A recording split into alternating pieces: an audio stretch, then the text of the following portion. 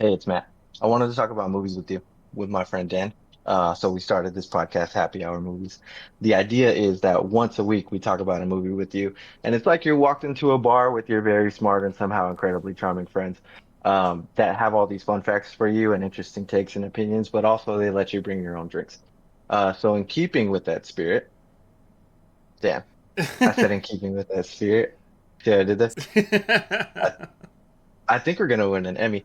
We're going to start each episode with a drink that accompanies the pod. So today we're talking about M. Night Shyamalan's Signs, which obviously means the drink that we'll be having is none other than a Four Loko.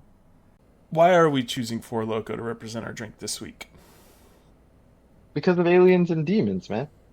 What does Four Loko have to do with aliens and demons? Well, well, aliens, right? Like from Mexico aliens, Uh, but also from space aliens. So like double entendre.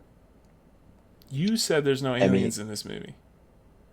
we're debating that, Oh, but I got you covered because also, you know who drinks Four Loko? white Demons. trash. Oh, demons. Don't. This is so. So I'm gonna go over the flavor first of all that I got, and I'll tell you why you're wrong Camo? Camo? while explaining my favorite. My flavor is camo. Uh, I have the camo for loco because the demon in the movie has camouflage. has camouflage. I chose Jungle Wow, Juice because he what a was in the fool! jungle. Who was in the jungle? The alien. You should have picked corn if that's what you were gonna do. Corn? Corn Oh, flavor. corn. No, but we don't see him in. Well, we see his leg in the corn. We see You him. sure do. We see his. We see him in the jungles of Brazil. Is where we see him. So. I picked camo. Yes, one because of that, but two because blue raspberry tastes like high school to me, and that was a disastrous period of time for partying for locos, and I can't do it anymore. So I don't know a single person who's white trash that drinks a Four Loco. Everybody that I know who drank it was an alien or a demon. You know one.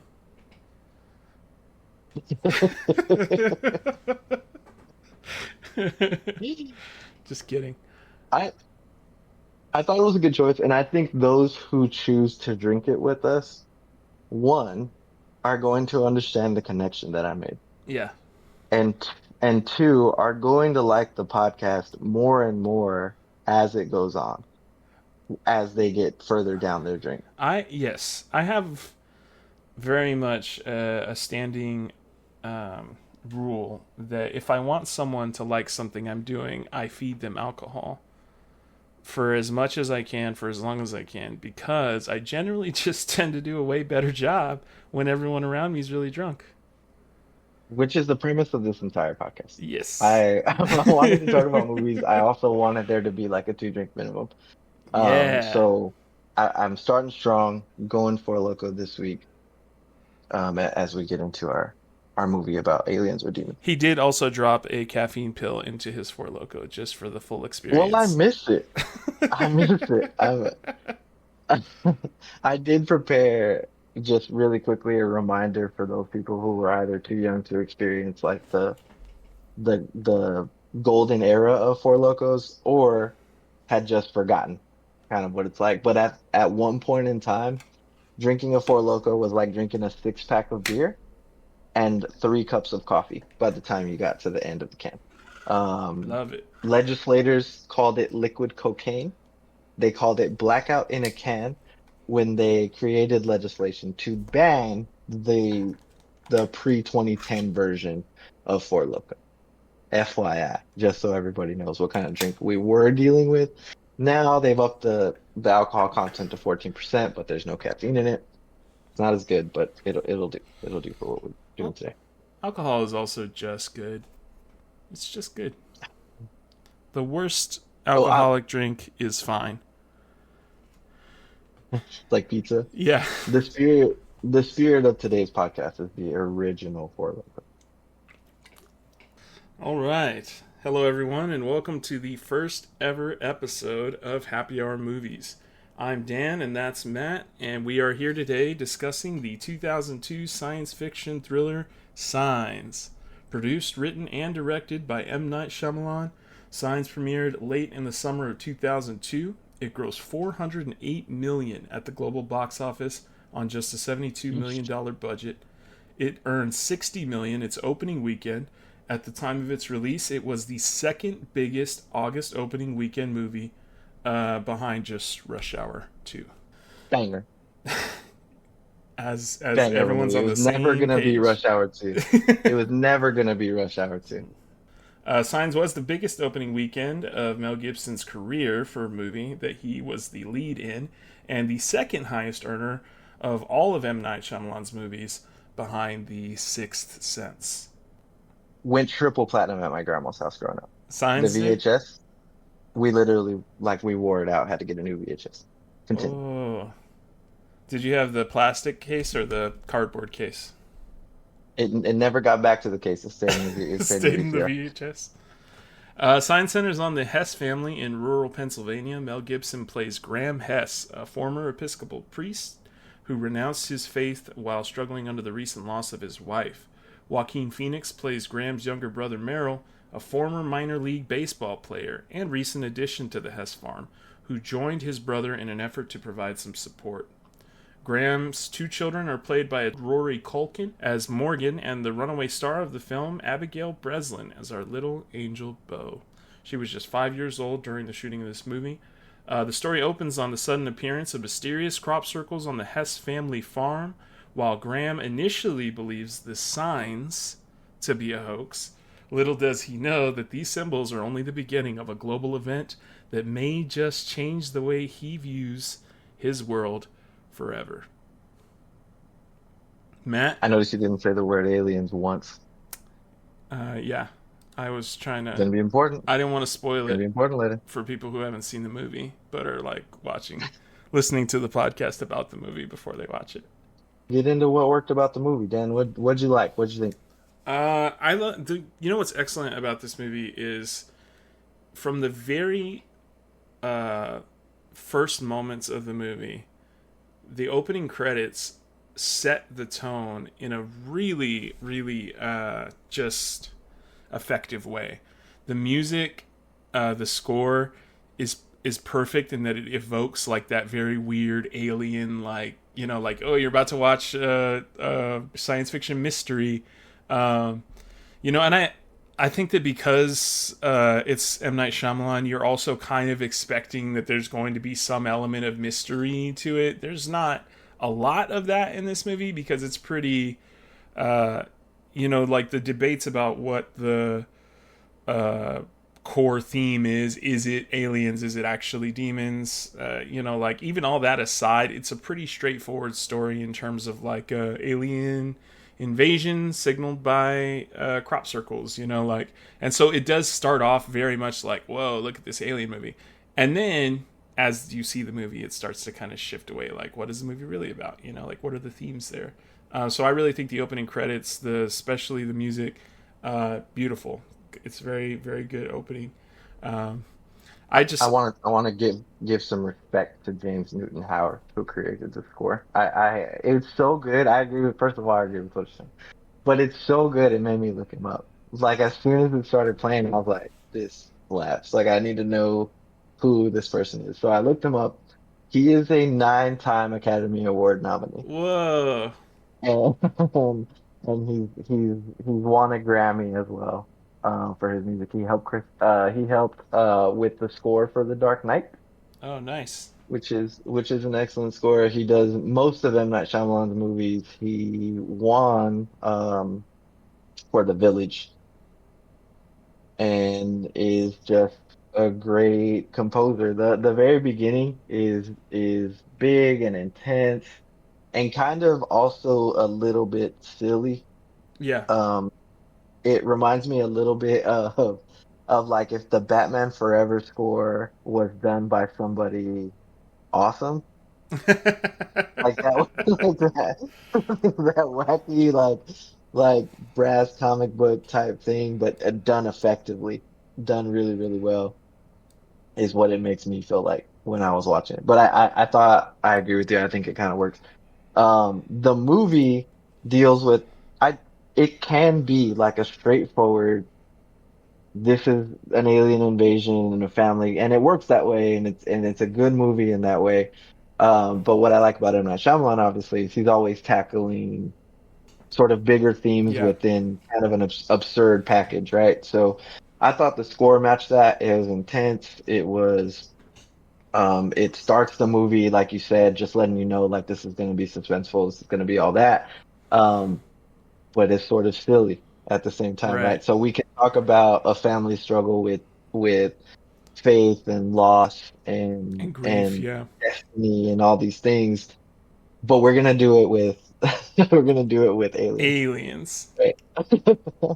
And I think those two things match up really, really perfectly. So I agree with you. I just wanted to very quickly I, I put some can't. respect on James Newton Howard's name. Absolutely. I can't wait for Ice Cube to remake this movie with sponsorship from Oh, good Amazon. Lord.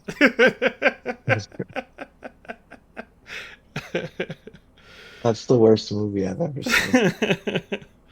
War of the Worlds. Um, there is a shout out to War. I'll wait. I don't want to step on what works about this movie. Okay. Um, but I just want to let you know War of the Worlds will be coming back later. Bo is not in for a lot of the time, but every time she's in there, it's just throwing 100 miles an hour. Like It's she's so going great. for it. Also, her use of the word contaminated is It's legendary, and contaminated. it's We would say that all the contaminated. time. Me too. It's contaminated. That's what I'm going to start with. Well, let's talk about what works about this movie, and that's one of the things that works for me is this movie is surprisingly quotable. You don't think about Signs as a movie that you can just quote to your family or quote to your friends. I can't tell you how many times I've said it's contaminated to like my siblings That when I sounds drink made up. something or just to random house. That sounds made up is a good one. Just part of his son constantly punking him, and Yeah. it's just like I every wish. time. Yeah. I wish you were my dad. You don't say that ever. Um, that guy can't take a piss without wetting the front of their pants. Good line. Why aren't you making stacks of cash and getting your toes licked by The beautiful women? beautiful women. That I don't understand why I've never seen that guy in any other movie because holy crap, is he having a great time playing random army sergeant who's like That's unveiling the a entire plot of the recruiter. movie. That's the perfect when when it got to that scene, right? They get into town trying to distract themselves. Meryl goes to like read up on signing up for the army or whatever, and he runs into this guy. It's the perfect representation of that kind of job where you've just been sitting at a desk all day, and he's just waiting for someone to come in the 90s with nothing to do. There's this big thing on the news, and he's like, I want to talk about it. When's the last time you'd seen this movie before we did the pod? Oh, I actually watched it last month with my daughter because she was wanting to watch more horror movies. And I it was not on my radar, honestly. But when I was looking through the horror section in HBO Max, my wife was like, "Oh, Signs. That's a perfect horror movie." And I was like, "Okay." So I did my quick IMDb parental outlook on like what's the things to watch out for in this movie. Not any, literally nothing. It's like the perfect Hmm. family horror movie. So that's the last time I watched it, and Alaya, we watched it. We started watching it in the daytime, later in the evening, and the sun went down while we were watching it, which was great because by the end of the movie, Alaya was super freaked out, and she was not. She was not having a good time once the movie was over. She did very much enjoy it, but it did lead to some her running up the stairs as soon as we turned the TV off because she didn't want to be in the dark downstairs by herself after having watched it. So she loved it. Yeah, I'm not gonna get into like what is good parenting or anything like that. What I do want to talk about is the resentment I felt flush through my body as you called it a family horror. I wanted to be mad at you. Because I like this movie more than It's that. Um it's so but accessible. but I sat here and I thought about it and I thought about why this movie is was so near and dear to me growing up. And it's because I watched it when I was, fifth grade, Right. summer going into sixth grade. Um, which is exactly what you're describing, so I don't know why I got so upset with it. But when I did watch it, we watched it probably 100 times. That like all we did was sit around and watch movies, and that was definitely one of the movies in my grandma's big giant wooden cabinet. She had a bunch of VHS tapes lined up. Signs was one of them, I and it was a banger. I would always be watching movies at my cousin's house because my cousins were really rich, and they had a drawer under the TV. They had one of those entertainment centers where it was like the doors on top with the two drawers on the bottom, and then the two doors opened up. The TV and the VCR was in the part with the doors, and then you open up the two drawers under that, and they had full VHS and two big drawers full of videotapes. And the top drawer was just Disney animated movies that they would Yeah. buy, like out of the vault or whatever, And Little crunchy ones, right? the crunchy Yeah. plastic ones. And I would be pissed. I'd go over there and I'd put them on, and I'd be like, y'all don't appreciate this. I don't know what you I'm have. disgusted with both of you. And they were like, shut up, street rat. Yeah, get out of here, poor. You're getting poor all over our videos. Stop pawing at them like that. Joaquin Phoenix gets a lot of They're, rotation in your family, huh? oh, Joaquin Phoenix is a legendary. He's like almost like Paul Bunyan in my family. He's on the Mount He's Rushmore part. of. He's part. He looms large. His movies go triple platinum in my house. This and Walk the Line. Where between those two movies, I think I've seen Joaquin Phoenix. And Like just runtime on my TV, like a top five actor in my lifetime. Gladiator, it's got to be up there. Gladiator, Gladiator. My I don't know if we'll ever do a Gladiator episode, but just in case we don't, my dad tried to make it a thing that we tell each other strength and honor when we shake each other's Oh hands. no. And that even growing up, I remember thinking like this is too much. That's not. That's I was like in fourth grade or something, and I was already very much rolling my eyes. right. Um, But also but yeah, strength and honor. it's it's a good little motto they have. It's just I don't want to do it. I Yeah. don't want to do Can we do our own that? it. Yeah, yeah. I Um, how many but times yeah, did you ever those three movies are crazy. how many times have you walked through a field and run your fingers through the tall grass as you're walking through the Every time I see tall grass, I think about pretending I'm dead in the Gladiator movie. I run to Um, it. I run to when I see a field of tall grass, I run over there, and then I very pensively, slowly walk through the grass and touch it with my fingers. And I know I'm home. what? So this is our first episode that we're recording officially. Not a lot of people know you're much older than me. So this movie hit me like fifth grade. Um, how many times had you filed your taxes before you watched this movie? Okay, The first time. I was in eighth grade when this movie came out, so it wasn't like I was Liar, I wasn't I liar. wasn't like a grown adult. I was wait, so this movie came out in 2002, and I started high school in 2002, Yeah, 2003. So yeah. actually, So this was when I walk was me through it. transitioning from my eighth grade year to my freshman year, which was the worst year of high school for me because I still thought I was like a skater and a burnout, and I was just the worst person at my school. But I do remember going with my mom and my grandma to see it in the theaters, and thinking that was a good alien movie. I enjoyed that. When did Mel Gibson stop making Lethal Weapons though? And can he make more Lethal Weapon movies, please? But yeah, That's how I know how much older than me you are, is because you're like, hell yeah, Lethal Weapon, I love it. I vaguely remember Lethal Weapon 4. It was in that same cabinet that we had, but I think I've seen it like two times, Lethal and Weapon I was too 4 young is the to most remember it. woke of the Lethal Weapon movies, unless you consider Lethal Weapon 2 because it's killing Nazis mostly. That's pretty woke. But Lethal Weapon 4 is about like immigrants and like accepting immigrants, and is it wrong to stop people from assuming the for pursuing the American dream? And I think that both those are pretty like excellent, and I miss the days when Mel Gibson was a paragon of hope in our society, you know. I know I'm younger than you, but I don't remember a time in this world where that was the case. He used to hate Nazis, used to love minorities and fight for them, and now not. So before we get into what works, I guess I'll just kind of address Mel Gibson really quickly. Um, I'm aware that this is a problematic person. Uh, Oh, is he? I, No. Mel Gibson?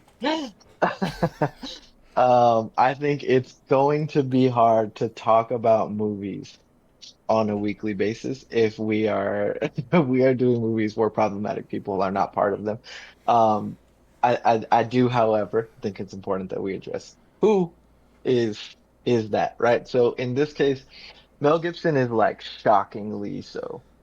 He he's kind of run the gambit of things you can say that are horrible. Um, it did impact his career massively. This is probably the last like mainstream movie that he starred in that did well. He was in stuff after this, but there's like a sharp decline in his career post this movie, because around the time of this movie is when it all sort of we gave up on him, right? Like in the early 90s, there were derogatory comments about gay people. Um, on several occasions, which was kind of looked at the other way, because I don't know if you know this, but the 90s weren't a great time Yeah, for that. not a very Um, accepting period. so in addition to that, he would do like, boilerplate apologies for those things and just Yeah. continue to do them. In 2006, it was anti-Semitic comments. Just the worst, just like the worst things you can think to say to a Jewish person. He said them. He's, And then a DUI, followed by in 2010, um, wishing sexual assault upon his wife oh, I do remember while that. saying while saying the N-word, while threatening to burn her house down. So we're kind of in a trifecta of awful things that All you the can, worst things you can be. and he just decided to tie them up, bundle them all together. At least he I don't think it's going to be. at least he trickled them out over the course of a few decades. Jeez. I was going back and like researching for the pod, and I kept being more and more kind of shocked Shocked, off put. by they just continued to he continued to add things. Like Yeah. he would say worse than what, for those of you who want to know the exact comments he made, they're shocking. They're on the internet. You can find them, the exact quotes, but I won't be repeating them here. I don't think this movie is going to be too hard to talk about um around Mel Gibson, because I don't think Mel Gibson does a whole lot to No, add yeah. to this movie. Um, He's just a vehicle but that yeah, kind of just keeps things moving forward, but ultimately, it's Bo's movie. just thought we should address that. I'm conspiracy pilled at this point, just so you know. Um, I've I've completely fallen in All of them? and am a truther about Oh. this movie being about demons. Oh, this one. I found the video where he like acknowledges it, and it does seem very. We've talked about this before. Directors just be saying anything, like in those Yeah. interviews. But I do think M Night Shyamalan, especially, is one of those people that he does go into the movies with a plan. He has a message that he wants to come through in his movies, um, Yeah. and I do think for one, the reason that I watched that video, right, because I wanted to count how many times he said aliens without being prompted to, which was like Mhm. 50 times. He said demons twice. And And just to be clear, we're talking about a interview that he did in which he's looking at people Googling stuff Googling about his things. Yeah. movies and he's answering those questions. And we had debated, me and you, before we were even going to do this, about what this movie was What it was about. about. And I think absolutely at its core, because he does have that tendency to slip in a larger message with his movies that tend to deal with like other stuff. I do think that at its very core, like it does represent inner demons, right? But like in the more like Mm. abstract sense of like Mel Gibson struggling to understand why his wife was taken, you know, like what, how could that fit into God's big picture, whatever. And, you know, just humanity struggle to understand what faith is and what it means to people, and, you know, what, how can you still be religious in a world where, you know, your family can be killed in such a violent way and all that stuff. So I do think that there is heavy religious themes in the movie. I think that it is very much about the internal struggles, which would be represented by saying internal demons. Under no circumstances do I think that they're actual demons coming from hell to drag humans down to hell. That basically, that conspiracy makes this a rapture movie, and I'll resist it on that basis alone. It does not, but we'll get into it. I want to talk about M. Night Shyamalan really quick because um, when I was watching this movie, I was just thinking about how much on its face he made this a movie about like so I grew up very religious, right? Like hardcore Christian, going to church a few times a week, that kind of thing. I'm obviously not that anymore, but there was a time where that was really important to me in my life, right? So I can watch this now and be like, aliens, alien movie, right? Um, we watched it so many times because it's so clearly about faith and inner demons, like you're talking about. And M. Night Shyamalan really does have like a deep need to make his main characters um like a product of what they're struggling with. Yeah, So the guy with survivor guilt is now indestructible, indestructible, right? right? The priest has no faith in what, you know what I mean, And in what's needs the going on. faith to save him, right? Like, yeah, it's Right, always like they're a right. product of what happened, but now they have to embrace what happened to get through the Yeah. whatever, the conflict. Which which is this movie, right? It's the entire Absolutely. thing. And I thought um there were the whole thing is that, right? Right. So he treats grief and loss and like a character. Yeah. Like this is like this is the MCU. Grief and loss is Thanos, and he teases it the entire movie. He Yeah. breadcrumbs you the whole way until finally in that last scene we get the wife's car crash, we get her pinned to the tree, we get like what has been driving this entire thing this entire time, right?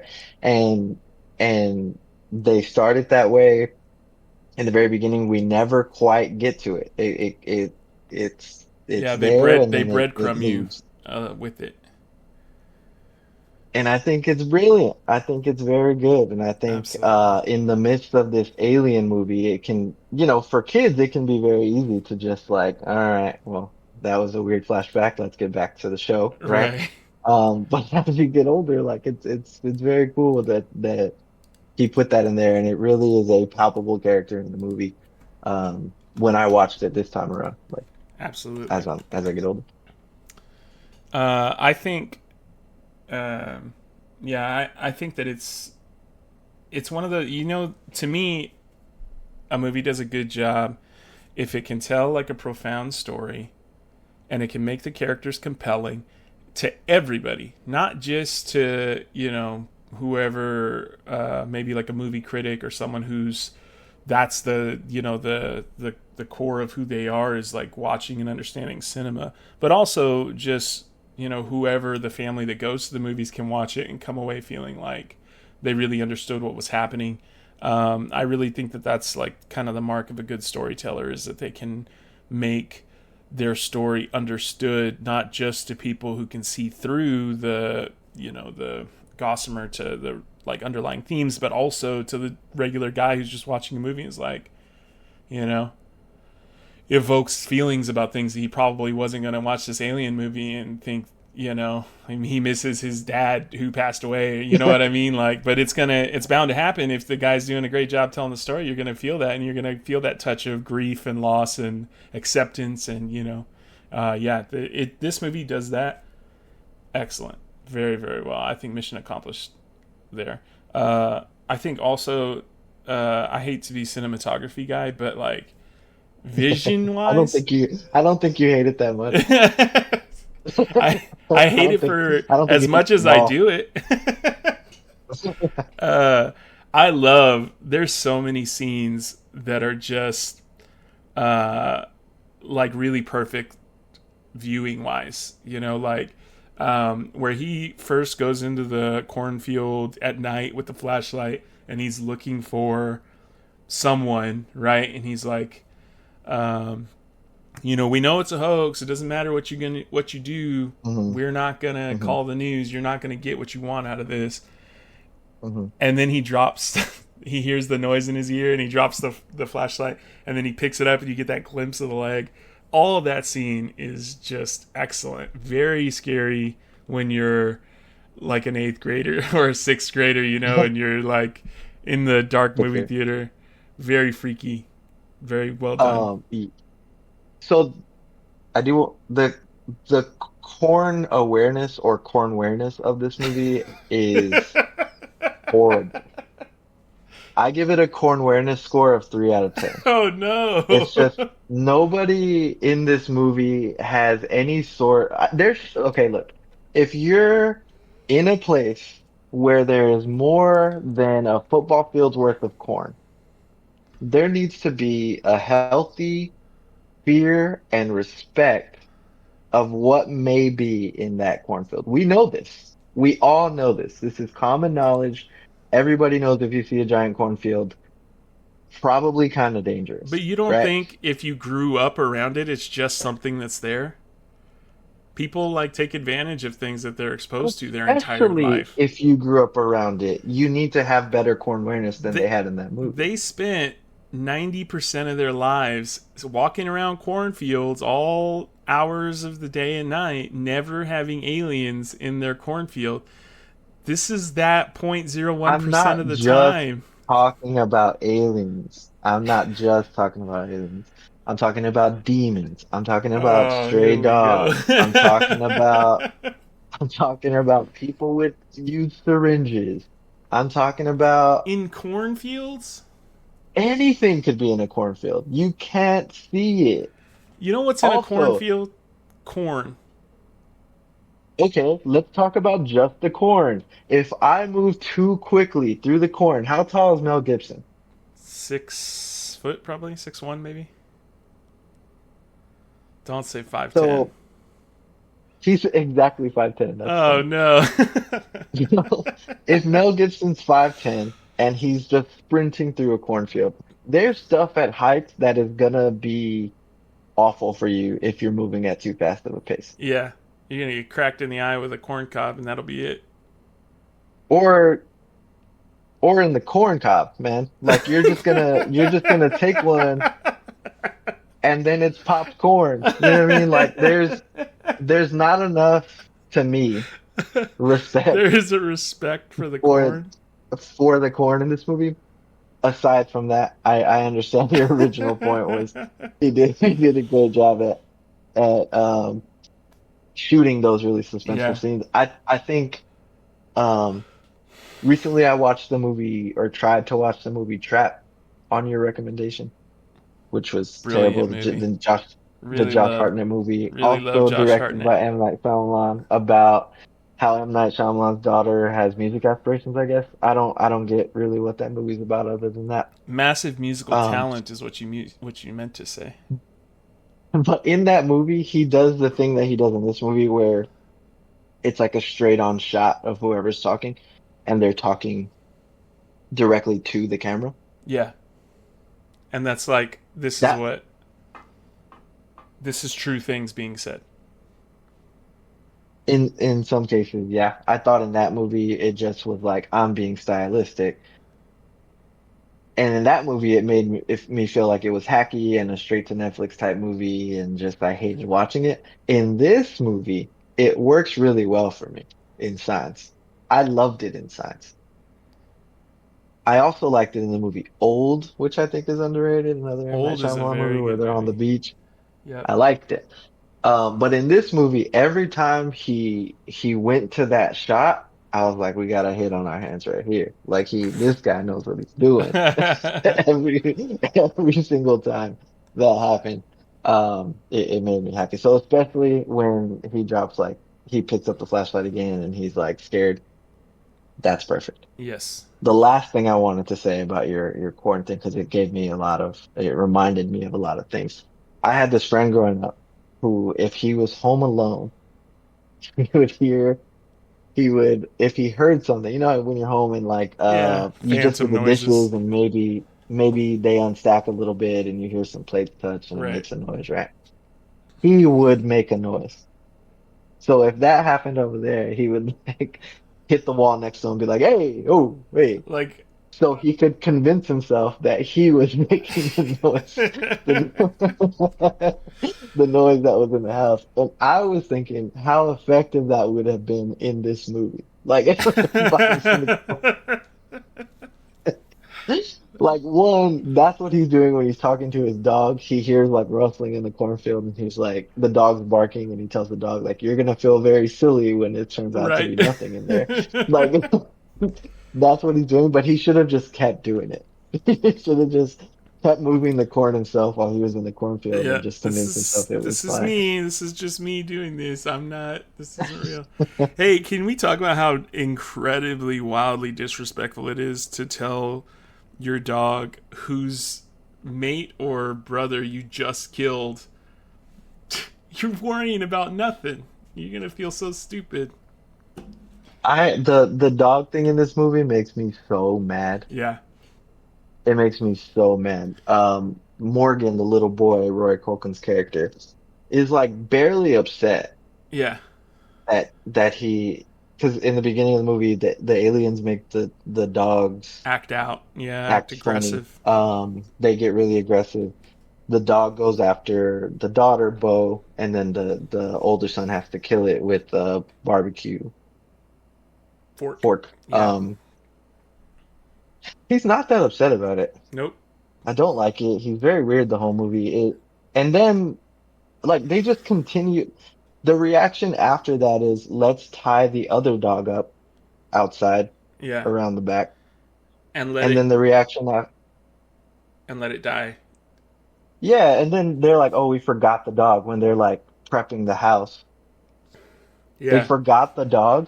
Yeah.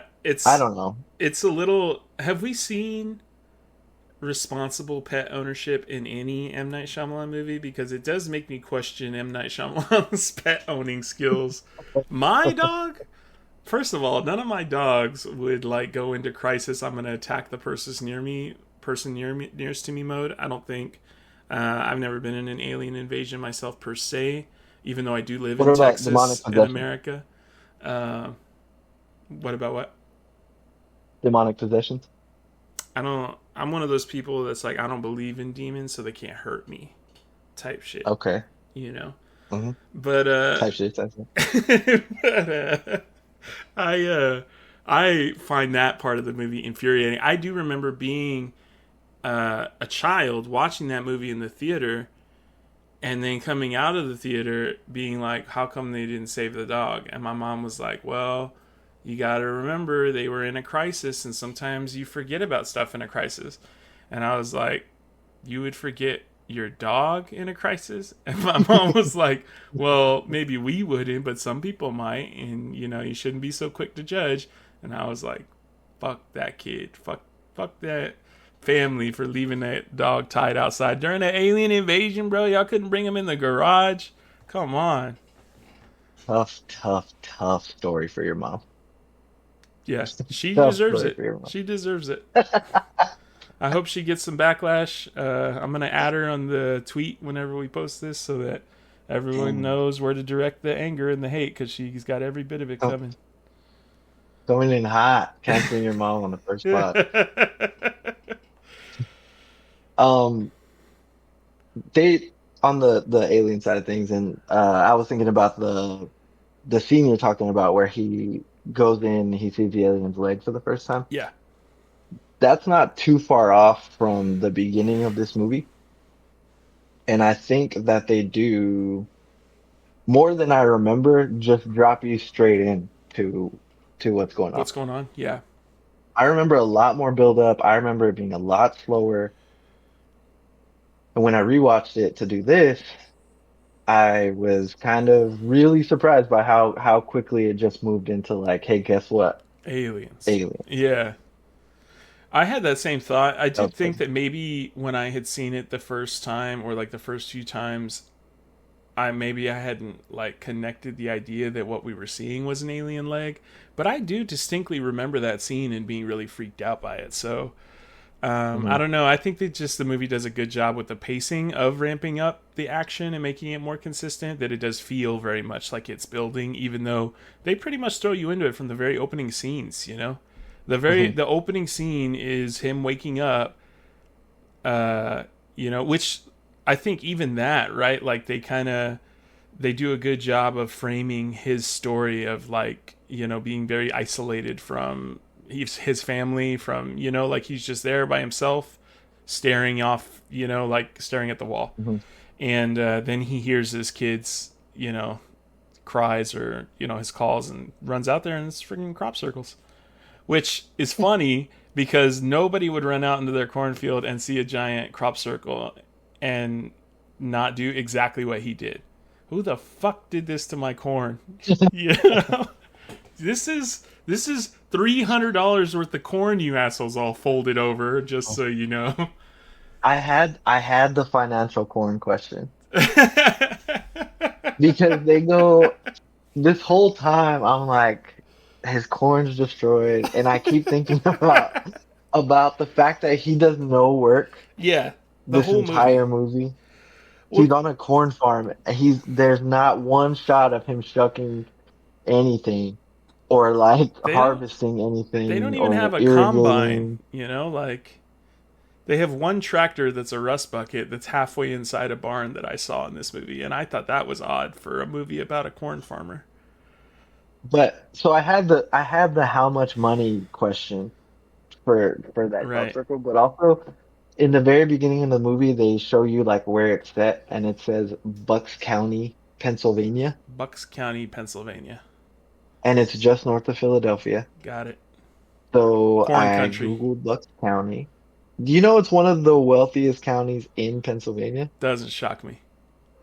Graham's rich, dude. Yeah, he's rich as hell. The Corn is that a that corn. wraparound porch, that giant two-story house with the Yeah, basement, the bachelor pad for Merrill that's right next door.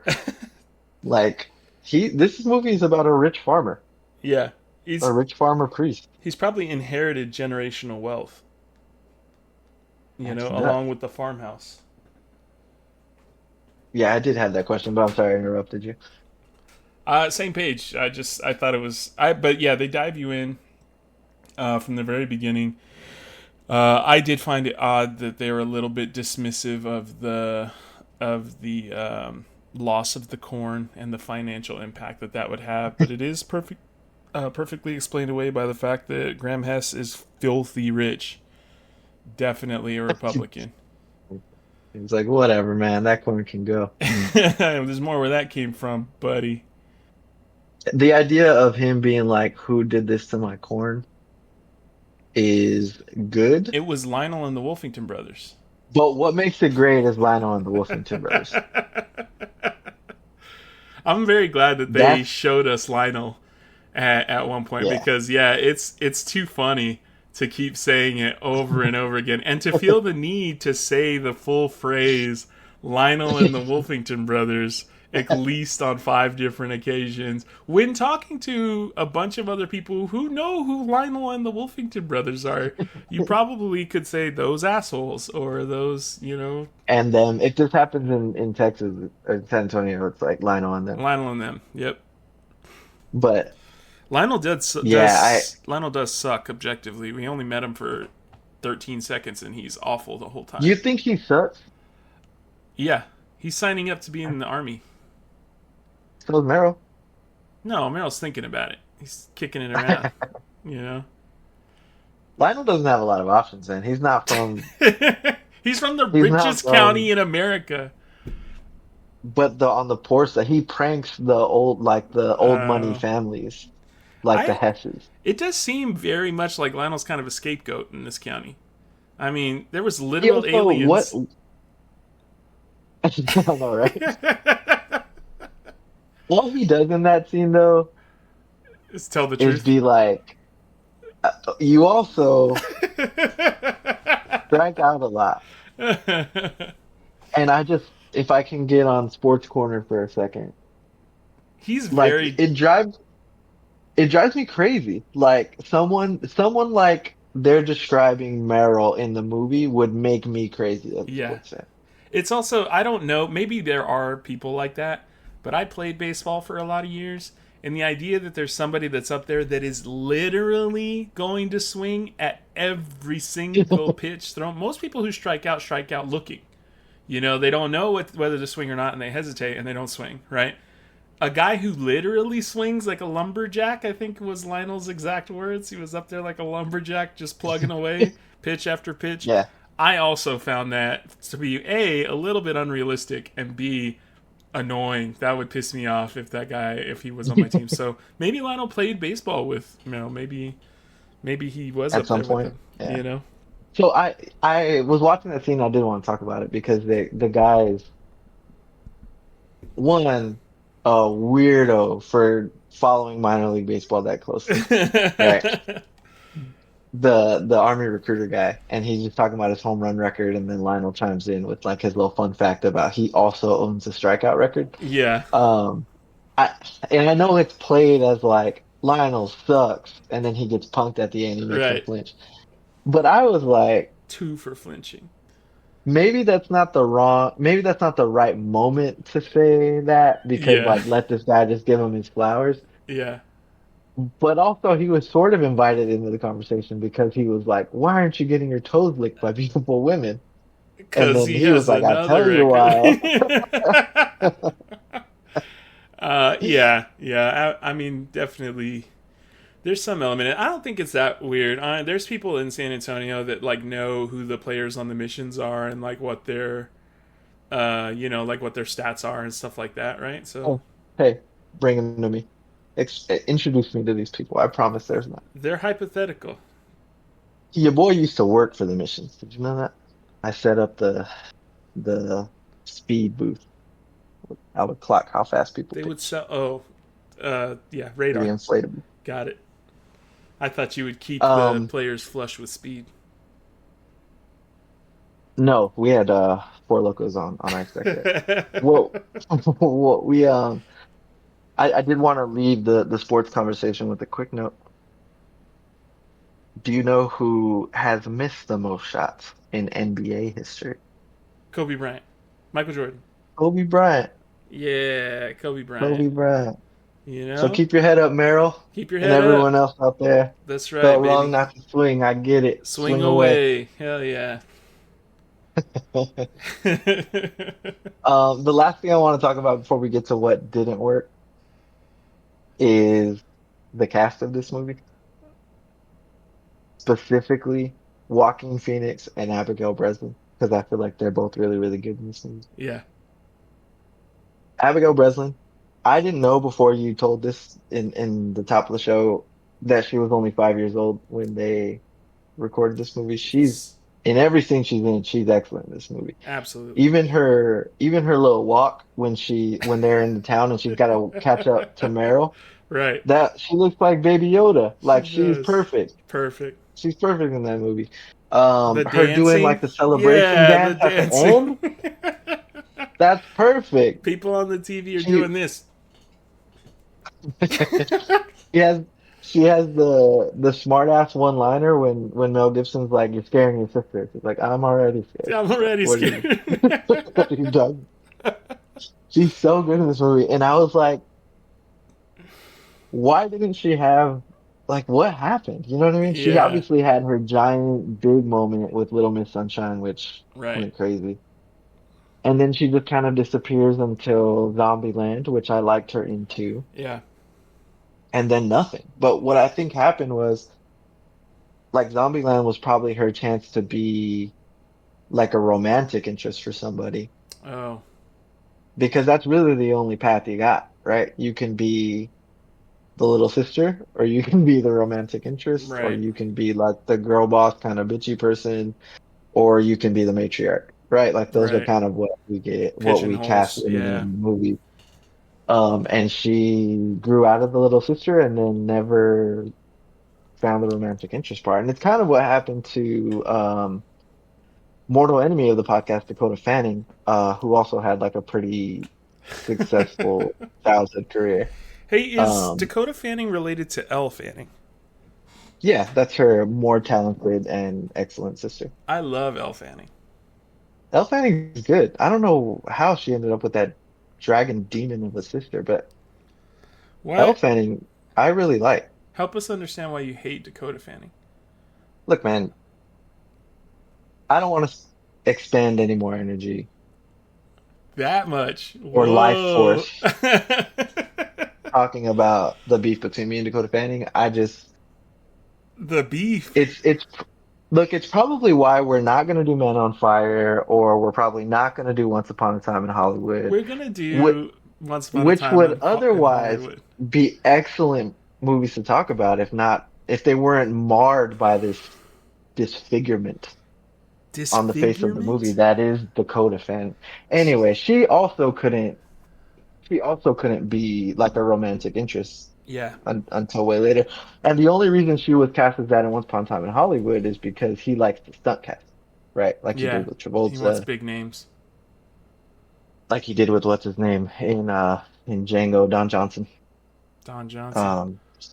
So she was just that. I don't find her believable as even a person, let alone a romantic interest. But You I didn't think that's like also her what in Man happened. on Fire? Listen to me. No.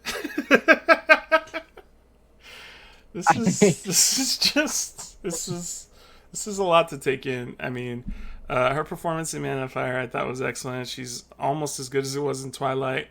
All the Twilight films, you know, she's not great. I didn't know she was into all that, but it makes sense. I've always been naturally repelled from those movies, and it makes sense that it was the energy of Dakota Fanning. That's what it was that was pushing you away. Yeah, It wasn't yeah, it was just her stench. it wasn't Kristen Stewart. It was Dakota Fanning the whole time. I like Kristen Stewart. I like her too. I thought I didn't, but I as she's gotten older, especially, I've she's really grown on me. I like her very much in Adventureland. Adventureland, The Runaways, like The those were Runaways. Well, also you love growing Joan up Jett, so you staples. were always gonna love whoever they cast in The Runaways. Also growing up staples. But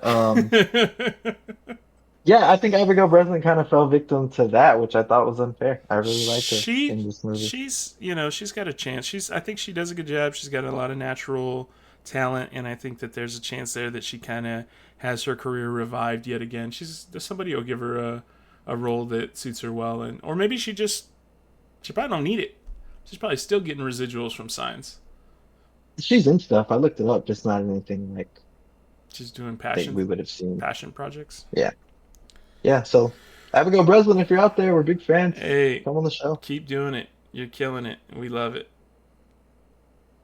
Kobe Bryant missed the most shots in the NBA. Hey, could Bo have blessed the entire lake by taking a sip of it?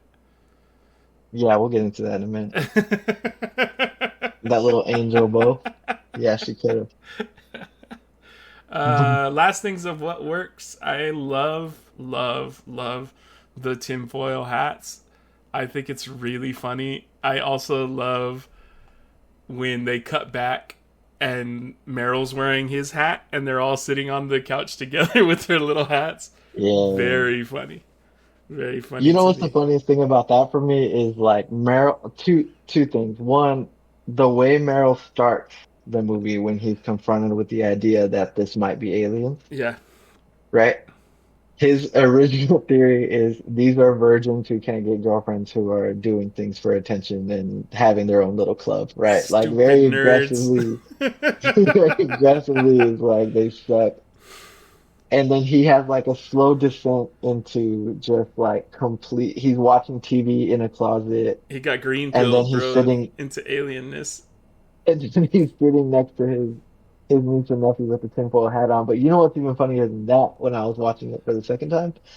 Is he's sitting with them like on the bed, right? And the boy Morgan gets that idea from the book, Yeah. saying that they can read minds and all that. He tells Mel Gibson that earlier in the movie, right? Right. In that scene where they have the tinfoil hats on, Mel Gibson's sitting on the stairs and he's like, "What else does the book say?" And the boy is like explaining all that stuff, right? At the end of that, he's explaining how they're hostile and all their tactics that Yeah. they could use and stuff. At the end of that, Joaquin Phoenix character says, "What book are we talking about?" Yeah. Which means that he just wore the hat. He wasn't convinced by any logic in the book or anything that the Nope. book. He just was like, "Oh, they read minds." Like he was so in that He was a he hundred just wore the percent. hat. He was 100% on board with the idea that aliens are there. They probably read minds, and this tinfoil will keep them out of my brain. I thought that was a really good detail. Very funny. Very, very funny. Never saw the book. Fully on board. He plays Joaquin Phoenix, I think, is somebody that the less you give him, the more he can do with it.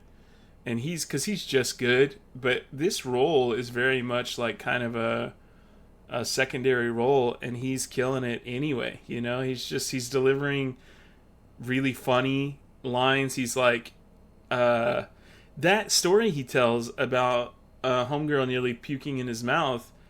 It's good. It's like good storytelling. It's very compelling. He draws you in with this storytelling about this stupid ass story that he believes in miracles because he had to take the gum out of his mouth before the homegirl puked. Funny. I'm a miracle man. uh, This was one of the last times he could be in a movie without it being an event yeah, and without him being a complete fucking weirdo. yeah. I missed that. After he does her, it's just, I'm sorry, after he does The Master, it's just all Yeah. weirdo movie, excellent performances, and that's it. That's his deal now. Did you ever You see know who was supposed to be Meryl? who? Do you have any like suggestions or guesses before I tell you? Who would be Meryl?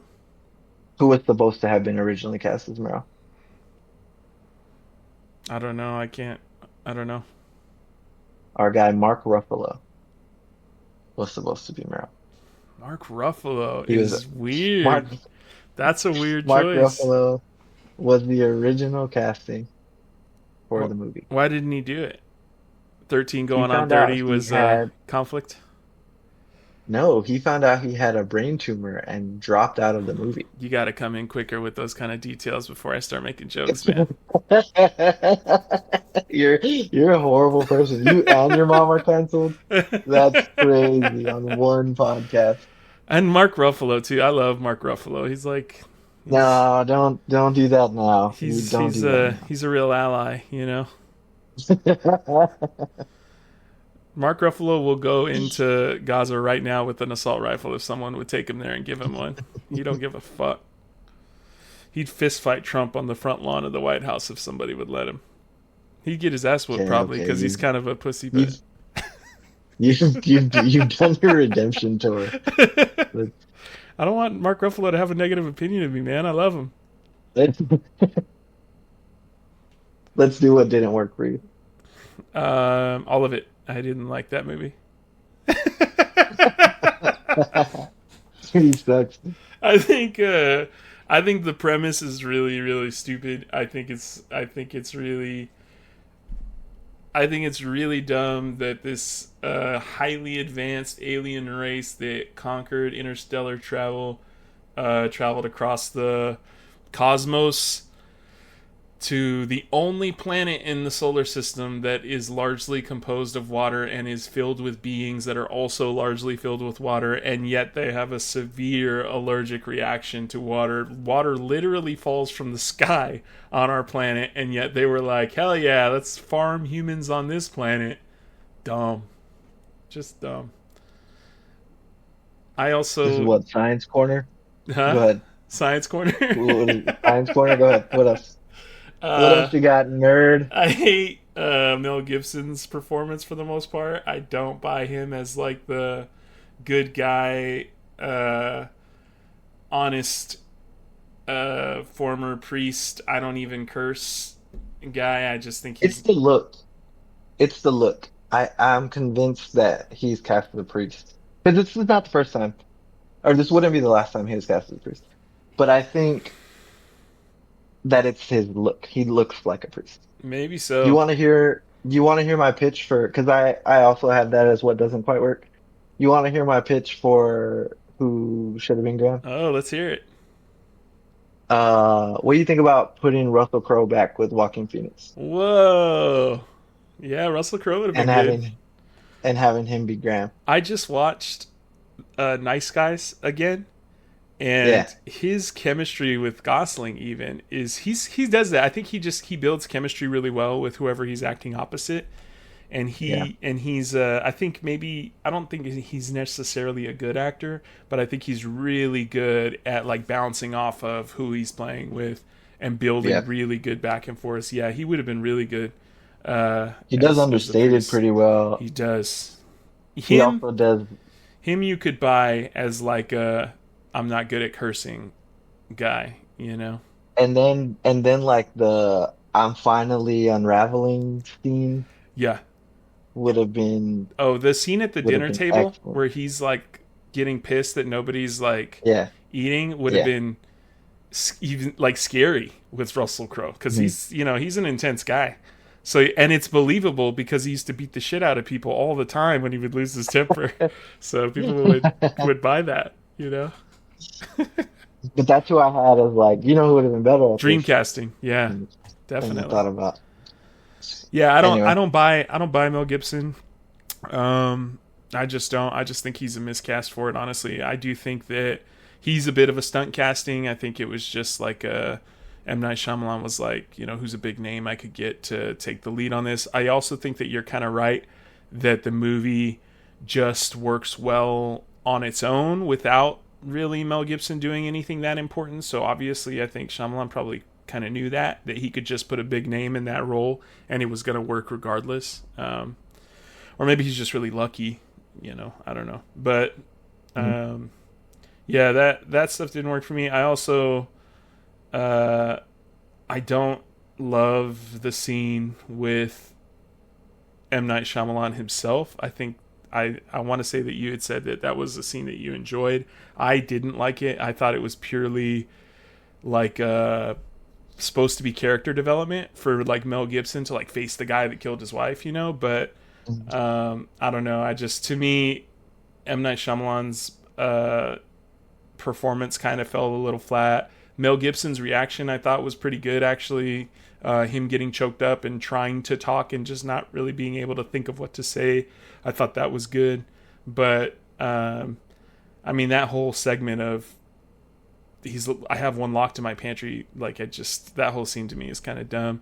I did think it was really funny that that's the thing that they zeroed in on. Like he chopped this fucking alien's fingers off, and now it's gonna come to his house and kill your kid. How dare you chop my fingers? I'm coming for you, Mel Gibson. But yeah, that's also something that I don't know. They hit weird notes for me, like in terms of the overall setting of the movie. There's a few things that I feel like were kind of left hanging. The conversation with the sheriff about who they were chasing around the barn felt like there was supposed to be deeper meaning there. There's nothing about it. It's just like she's exploring. Whoa, disagree. Heavy disagree. heavy disagreement. I have two things to say about that scene, right? Okay. One is just the on its face value of that scene. I like the actress in that plays the The sheriff. sheriff, I yeah. like how she comes across. The sheriff's cool. I don't like that she's in their house all the time without knocking. What I especially don't like about that scene though is that she is saying that there could be a Scandinavian woman Olympian that is running around their house. She is saying that. I Yeah. rewatched it to make sure. And that's what she's saying. She's saying that you don't know who lives here. Maybe it's an Olympian. That's what she's saying to them. Yeah. And when Meryl is like, other than a Scandinavian Olympian, Right. what do you think? This all seems Who like do you you're think it could this be? all seems like you're kind of backing up what I'm saying here in terms of And things that hold don't on, work. hold on. No, no. That part pissed me off because he's like, I was out of line. You're not. You're You not. walked into That's my the house perfect example of how and you're you should not. deal with And that. you walked into my house. You're not listening to me. And also, did you make detective? Are you gonna? Yeah. This is bad. Like, this is awful. Watch any of the news, Yeah. right? But Crop that circles are aside, popping up all over the world, but this no, this isn't that. This is a Scandinavian lady who has a couple 2x4s and some rope. you think it was that lady, and you think that lady at the diner doesn't, like, we don't know her past and she's hyper athletic Yeah. and decide to, She did make a that big part is, scene,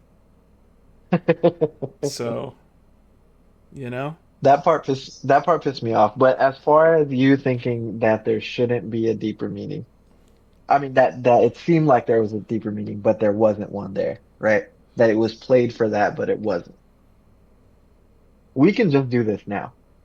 We can just talk Oh my about how god. this movie is actually about demons if you want, Let's just because this scene is integral to that.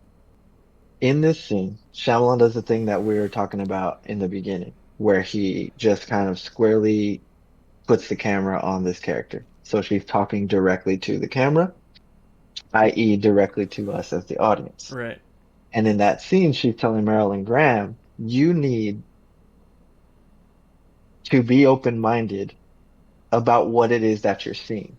She literally says the phrase, you don't know what you saw. That's the actual phrase she says to them Uh-huh. while she's looking at us and looking at the camera, Yeah.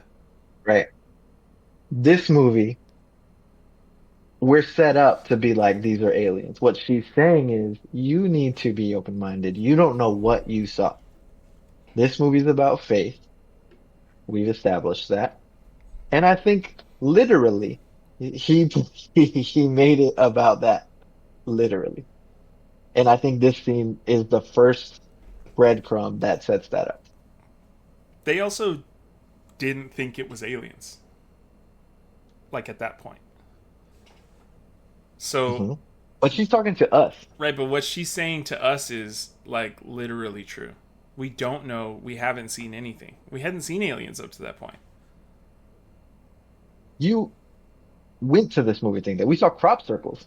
I know, like we haven't seen anything though. We haven't seen aliens up to that point. That's I'm but not that talking happens about like before literally anything else. So, also, we do see the alien to that point also because there's a monster outside Bo's window. Can I have a glass of water? oh, that's true. You see the shadow. Yeah, that's true. Yeah, yeah, yeah. It wasn't a monster. You don't know what you saw. She, You didn't see a it was. monster. You saw an alien. There you go. It still works. Crop Also, circles. what? Okay, so if that's the case, if these are literal, actual demons and not just aliens representing inner demons, if they're literal, actual demons, what were the lights in the sky? And what did the birds fly into in the invisible force field in the sky that killed them? We never see the birds fly They say anywhere. it. We see Meryl say that. There is also a deleted scene of when he's driving to Ray Reddy's house that a bird flies into something, gets killed in the sky, and lands on the road in front of his truck. And he gets out and he looks at it Why is it that you think that scene was deleted? because it's dumb and pointless. It is if you there. It's a demon movie. So you think it was an alien movie and he decided to make it a demon movie after the fact? I decided he wanted it to be both, and that would have discounted, Solidified it cheapened. more as an alien movie. Right. What are the lights then? So, remember when I told you we were going to talk about War of the Worlds a little later? Uh huh. Meryl, when they're watching TV, when they see the lights, right? They're watching the news, they're showing the lights in the sky. Uh huh. Walking Phoenix character turns to Mel Gibson's character and says, "It's like War of the Worlds," Uh huh. right? What happened, Dan, in the original 1938 radio broadcasting of the fictional story War of the Worlds? People thought it was a real alien invasion. People thought it was real. There was panic in the streets, Uh huh. and they didn't know it was fiction. Uh huh. He said it's like an optical illusion. He says it later about them camouflaging Uh themselves, huh. right, in the sky. I think this is a like demonic optical illusion projection You think that the demons are walking camouflaging as aliens? that walking Phoenix identifies to the audience right away. Oh my god.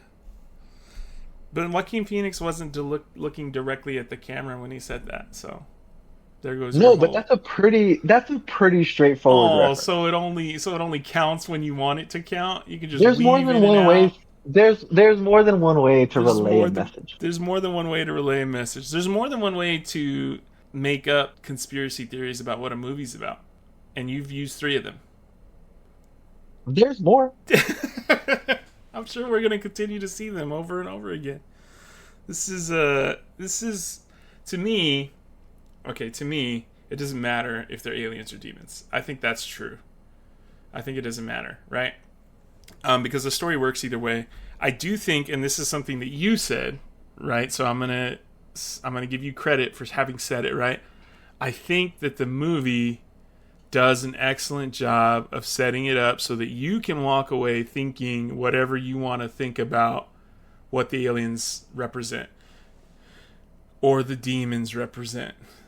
M. Night Shyamalan, in the video we talked about where he responded to the things he Googled, he did say the monsters in my films are really just party hats and costumes for the real issues that I want to tell a story about. So, like in Unbreakable, it's about survivor's remorse, and I dress it up as a comic book movie, but really that's what the theme of the movie is. In this one, it's aliens, but it's really about how it addresses the way that people deal with loss and grief and how they cope with that pain.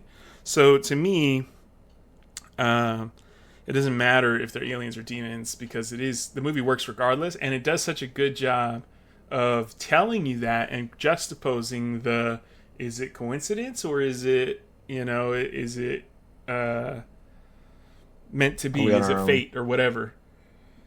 So your demon story is your Joaquin Phoenix. You're a miracle man. You know. Well, here's why else. Literally, it's demons. The Bo drinks the water, says it's contaminated. Um, the theory there is that when he's telling the story about the Bo being born and the nurse is saying, "You're like an angel, babies that small can't smile," Yeah. is her being, sort of tied to like the angelic portion of faith, right? So every time she drinks the water, she's blessing the water. That water is now old. I would like some new water, right? That's why there's glasses everywhere. Uh By the huh. way, Rich Graham, unlimited drinking glasses. Unlimited drinking Um, glasses. So many after glasses. in the beginning, she drinks the water, decides to put it in the dog's bowl. The dog gets super pissed. I think the animals have been sort of oppressed by the demons that are now hovering over top of that area. So I think that was a reaction to the blessing of the water. Who did the animal try to kill, Dan? Bo. Who did the dog try to kill? Bo, the blesser Mm-hmm. of the water. Yeah, thank you. Next point. Um, her first reaction to seeing she calls it a monster outside of her room. Uh huh. There's a monster outside my window. Can I have a glass of water? Uh huh. Why would she want that if there's a monster outside of her room, Dan? Because she's thirsty. Because she knows. Because she knows.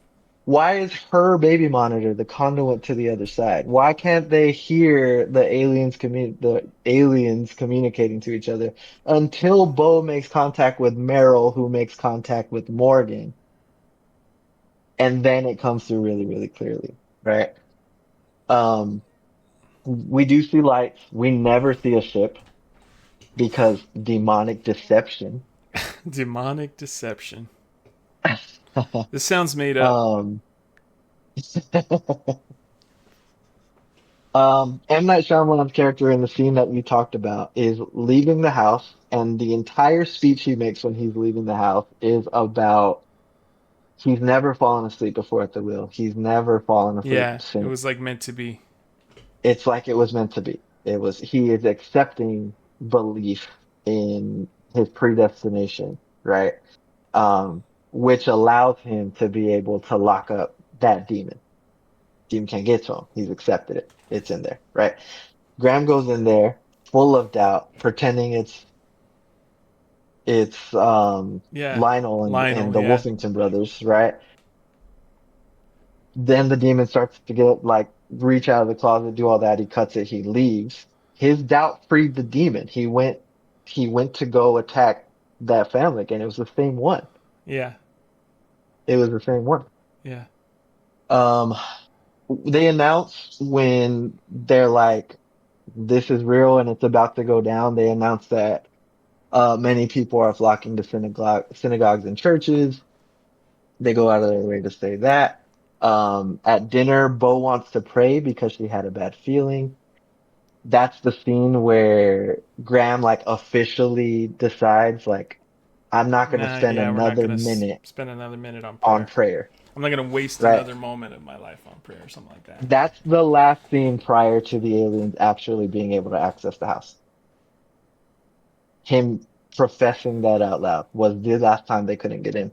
Why is that important? Because in the scene where he fake cusses, they leave the door wide open. They both run around. The alien could have gotten in the house. It's fine. Right. They don't go in there. He professes that. Now they break into the house. Um, Bo's dreams are a prophecy, obviously. His wife at the very end, um, is telling him like, see, tell Meryl swing away. Like this is prophecy. Like Yeah, this is that.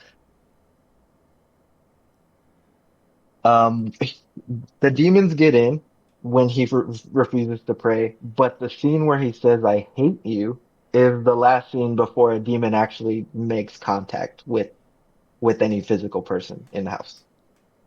So immediately after that scene, they walk out and are now able to be like actually grabbed, um, by the demon, who, by the way, super looks like a serpent or a snake to me in the face when when they show them in the TV's reflection. uh huh, I just want to put that out there too.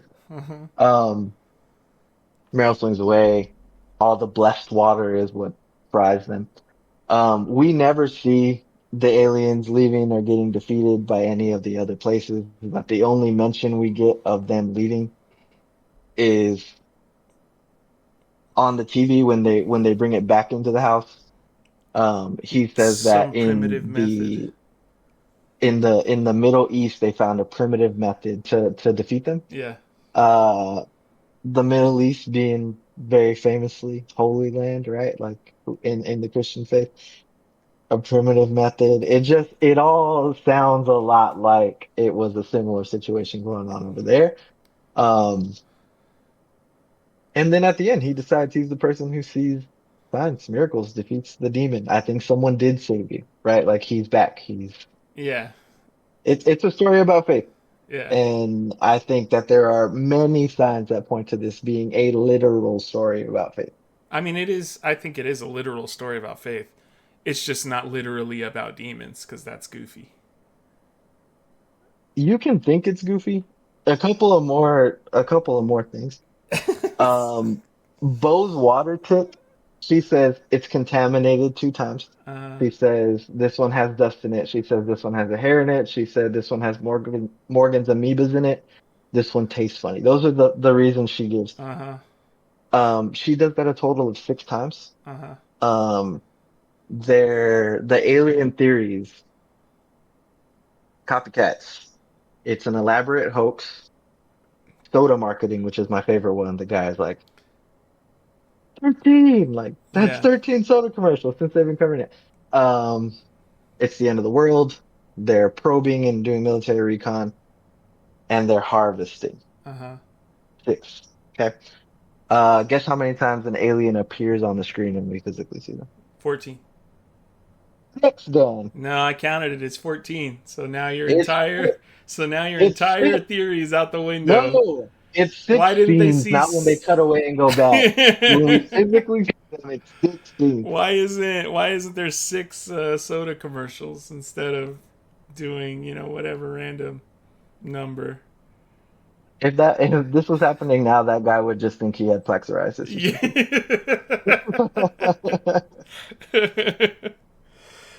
Dude, it's not about But literal that demons. That's but I'm goofy. in. I'm in. I'm a miracle man. That's This crazy. is about It's too physical, much. literal demons. I don't understand. You have this innate ability to make things that are fine be so off-putting and unenjoyable. I already didn't enjoy this movie, and now I'm like completely out.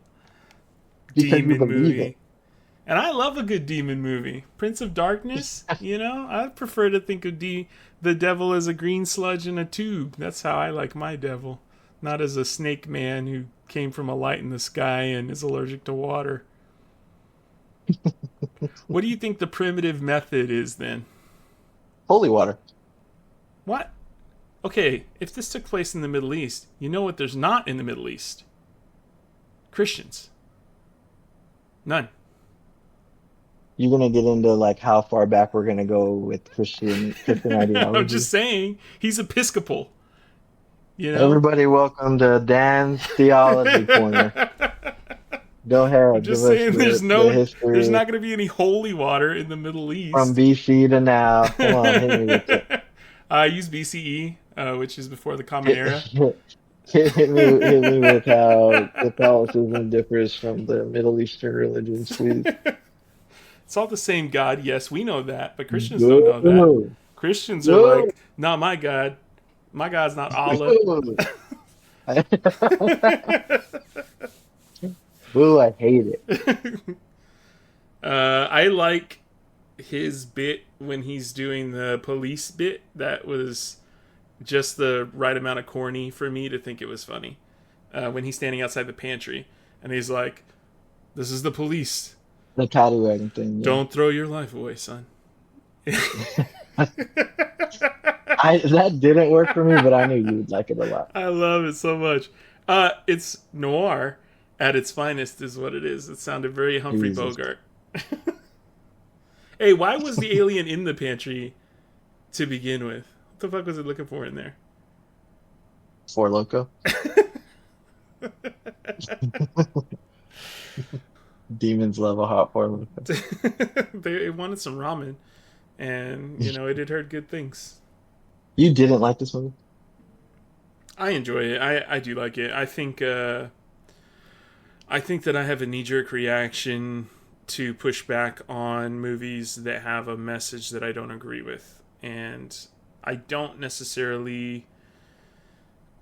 I think that I view M. Night Shyamalan as like someone who tries to give you a real world message when he's showing you his movies, and I think that in this movie that real world message is that God is real and he's protecting humans, and I think that's really stupid, and it makes me push back on the overall narrative of the movie. I want my alien invasion movie to just be an alien invasion movie. I want the blob, I want the You're shut up and dribbling M. Night Shyamalan. I don't necessarily. I love when people use their platform to spread messages I agree with. I don't want them to spread messages I don't agree with, and it does. I do think It does affect my opinion of the movie, I think, but I do enjoy it. Objectively, sitting there trying to not think about it, I net enjoy it. I think. this is obviously I've been conspiracy, but I do think this is a literal demon spiritual warfare, good versus evil priest movie. But I think it's a movie about your decision to be one of two of those kind of people that they outline in their conversation on the couch, right? Yeah. Which I don't think is inherently against anything that I believe, right? Like it's about knowing who you are and it's about finding what you believe in times of crisis, right? And so for him, this is a movie about a guy who initially was a priest, so he was true to himself in that way. I think this is the universally Yeah. effective message about just recognizing who you're going to be in those situations. Yeah. So I don't find it as diametrically opposed to what I think as you do. And also I'm able to enjoy this. If this movie was all terrible, I would still enjoy it for one reason. For let's one let's hear reason. it. What? The one reason I would love this movie is because in September of my fifth grade year, I sat in a classroom full of students and they were visibly terrified, tears in their eyes. And the teacher was kind of explaining something that I heard in like the Charlie Brown muffled voice around me. Like I wasn't quite sure what she was saying because I was trying to gauge how I was supposed to be feeling at that time. Right. It was very clear from my classmates' reaction, from the way the teacher was explaining to something that something awful had happened. I had never been to New York. I don't know. I didn't know at the time what the World Trade Center was, but I did know that my teacher was scared and that my classmates were crying. To that point, it was the most memorable a frightening experience had ever been to me, like in my life to that point. And I thought it was going to be that for a long, long, long, long time. I was wrong. A year later, I watched Walking Phoenix watch a breaking news clip from Brazil on a small tube TV in the closet in which Brazilian children frantically moved from window to window trying to catch a glimpse of everyone had only assumed to this point was an alien, right? Um, I was terrified and he was so terrified he yelled in Spanish at the kids to get out of the way, even though they were from Brazil. He didn't speak Spanish. And the camera in the clip finally settled on a gap at the end of the alley and a kid yelled, "It's behind!" He yelled it really loud. And there it was. An A big alien. green alien. Me and Joaquin both screamed. We both jumped back from the TV together. We both closed our mouths and I felt bonded to him through what I call at the time my own 9/11. And uh, because of that moment, I could never hate this movie. I could never hate it. It's perfect. I wish I cared about anything as much as you cared about that scene in Signs. Vamonos, children, vamonos. They don't know It's what that behind. I don't means. know how many times I've said it's behind in It's my life. behind. That scene to me, that scene cracks me up every time I hear it. I can very vividly imagine 15 little Brazilian children just running around, waving their hands in the air, screaming, ah, after having seen an alien for the first time. They're just like, holy shit. They're running in circles and screaming at the top of their lungs. Because what are you going to do, right? Like, what else is there to do? All right, it's freak out time. We see the alien, you run around and you scream. Peak cinema. Yeah, I have no notes on their reaction. I think it's perfect. I think it's perfect. So nothing I've done has convinced you. You don't like science. We're all we got. We're alone in this world. That's Yes, that. yes. I Don't wish try and tell me otherwise. I wish so desperately that every person in the world would understand and realize that you're the only thing you got other than your family. Your family, So you can't like this movie? you can rely on your family, you can rely on yourself, to the point that your family and yourself don't let you down. But it's in there somewhere, you know. Don't rely That's what on this movie's about. That's what this movie's about. what. It's about family. I like that it's about family. I don't like that it's about an unseen hand moving behind the scenes, defeating aliens on behalf of The unseen humanity. hand is your whatever your version of If they're literal faith is. demons, if they're literal demons, then that means that they were literally created by God. It also means that God killed his wife so that he could tell them about how to defeat the demons that he created and he sent to Earth. You're getting lost in the sauce. You're getting lost in the sauce.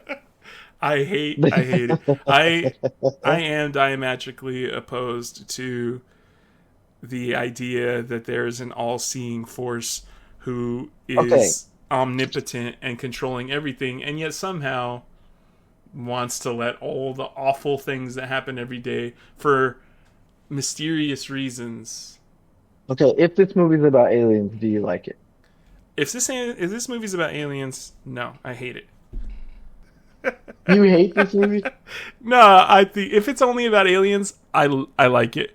If it's about aliens and finding peace with your grief and discovering,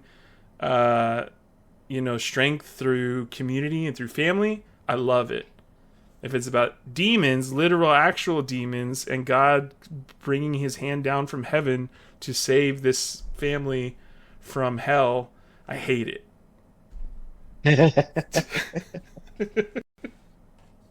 Well, there you have it, folks. Dan hates it. I'm very right about the conspiracy. Um, well, that's it. We did it. We We did we it. finished the episode. Thanks for listening to Happy Hour Movies. Join us next time. You can find us on the same place that you just found us this time. You're literally listening to us. You need us to tell you where to find us again? Yeah, because what if there's like an easier way they could do it? They're like, oh, they're on this.